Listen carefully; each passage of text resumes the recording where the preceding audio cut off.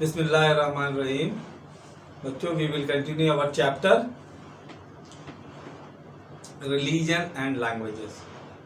और इस चैप्टर में हमने दो सब कॉन्टिनेंट के दो मेन रिलीजन यानी इस्लाम और क्रिश्चियनिटी को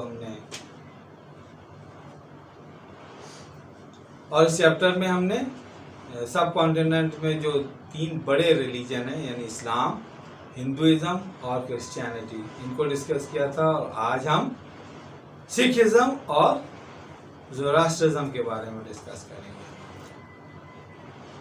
सिखिज्म बेसिकली इंडियन पंजाब में 1540 के अराउंड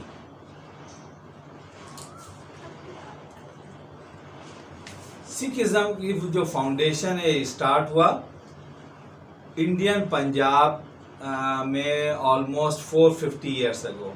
और इसके जो फाउंडर हैं उन्हें क्या कहते हैं? उन्हें कहते हैं गुरु नानक। गुरु नानक पाकिस्तान में जिस वक्त शहर है हसन अब्दाल, वहाँ पैदा हुए और जो लाहौर से कुछ फासले पर है। गुरु नानक की प्रीचिंग्स इनिशियली बहुत ज़्यादा स्ट्रांग हुई और बहुत ज़्यादा लोग सिखिज्म एक्सेप्ट करने लगे। स्पेशली जो पंजाब के जो एक ट्राइब था उसने बहुत तेज़ी से सिखिज्म को एक्सेप्ट करना शुरू हुआ। और देखते ही देखते पंजाब का एक बहुत बड़ा रिलीजन जो है वो सिखिज्म जो है वो हो गया। उस वक्त सब कॉन्टिनेंट में मुगल्स की गवर्नमेंट थी और मुगल रूलर्स में जो आखिरी मुगल रूलर यानी औरंगजेब आलमगीर, इसके साथ इनकी हमेशा बहुत ज़्यादा राइवलरी रही। इनिशियली तो ये पीसफुल थे और विदाउट एनी वायलेंस और किसी भी किस्म की प्रॉब्लम क्रिएटर नहीं थे। बट जिस ट्राइब ने सबसे पहले इस रिलीजन को एक्सेप्ट किया वो हिंदुस्तान में या सब कॉन्टिनेंट में बहुत ज़्यादा फाइटर, लड़ने वाले और बहादुर ट्राइब्स माने जाते थे। लिहाजा सिखिज्म को एक्सेप्ट करने से पहले ही वो, जब वो हिंदू थे या मुसलमान हुए थे, तब भी वो अपनी इस जो उनकी क्वालिटी है यानी लड़ने की, उसमें हमेशा से माने जाते थे। जैसा मैंने पहले बताया, सिखिज्म के जो फाउंडर हैं वो क्या है? गुरु नानक। तमाम सिख इन्हीं की टीचिंग्स को फॉलो करते हैं। और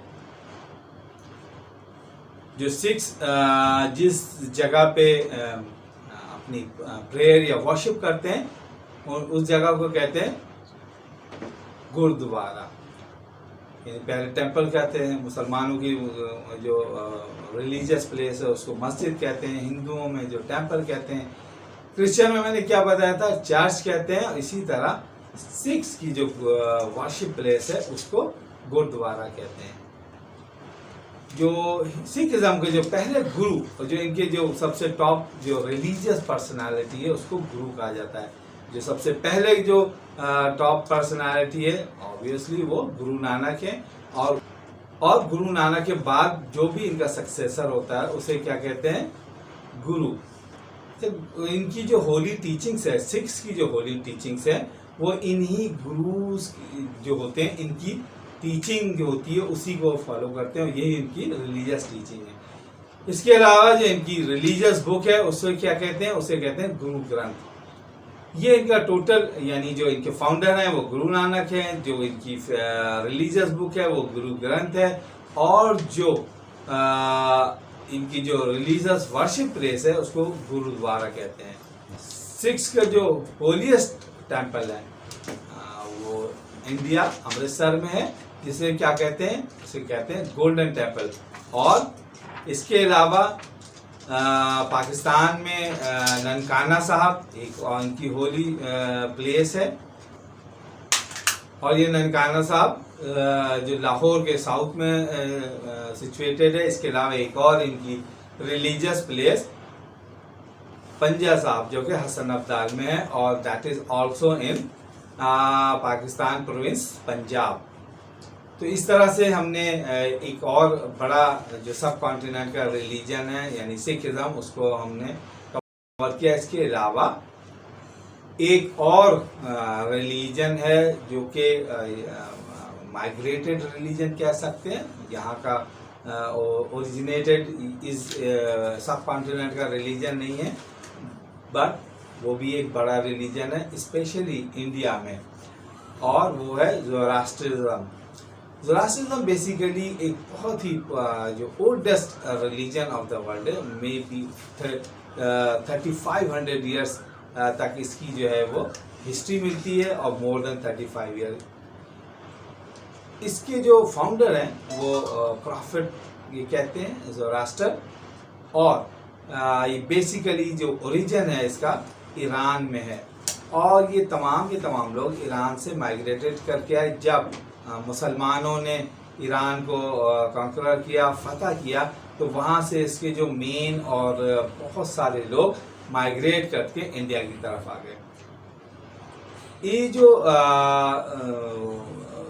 ज़ोरास्टर, या जिसे हम आम यहाँ लैंग्वेज में या पर्शियन लैंग्वेज या पारसी कहते हैं, उनकी जो होली बुक है, पारसीज के जो फाउंडर है वो क्या कहलाते हैं ज़ोरास्टर, और इनकी जो होली बुक है वो अवस्था कहलाती है।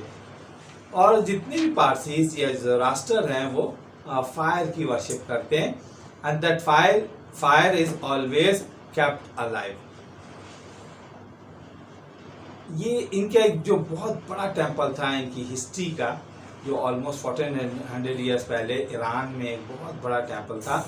जब मुसलमानों ने उसको फतह किया ईरान को, तो इसके ये टेम्पल जिसकी ये चैलेंज था कि 1000 ईयर्स से वो फायर जो है अलाइट है और उसको कोई नहीं बुझा सका। तो उस हमले के बाद जब मुसलमानों ने ईरान फतह किया तो उस वक्त उस आग को बुझा दिया गया, और इस तरह से ज़ोरास्ट्रिज्म का जो मेन सेंटर था यानी ईरान, उसको ख़त्म कर दिया गया। और दो अभी भी वहाँ बहुत सारे पारसीज रहते हैं, अपनी वर्शिप करते हैं, लेकिन उन बहुत सारे स्कैटर्ड हो गए, पूरी दुनिया में फैल गए, और एक उनका बहुत बड़ा जो पॉपुलेशन है ज़ोरास्टर्स या पारसीज की, वो सब कॉन्टिनेंट और साउदर्न जो है वो इंडिया में, साउथ इंडिया में रहते हैं। और अपनी लेकिन ग्रेजुअली ये लोग जो हैं वो कम होते जा रहे हैं, ख़त्म होते जा रहे हैं, इनकी जो तादाद है वो कम होती जा रही है। और हिस्टोरियन ये कहते हैं कि ग्रेजुअली इस तरह से जिस तरह से ये कम होते चले जा रहे हैं, ये पारसीज भी ख़त्म हो सकते हैं, और इनका ये जो एक one of the oldest religion of the world है वो भी ख़त्म हो सकता है। तो इस तरह से आज के लेक्चर में हमने अपने दो सब कॉन्टिनेंट के रिलीजन यानी सिखिज़्म और ज़ोरास्ट्रिज्म को हमने डिस्कस किया। Thank you.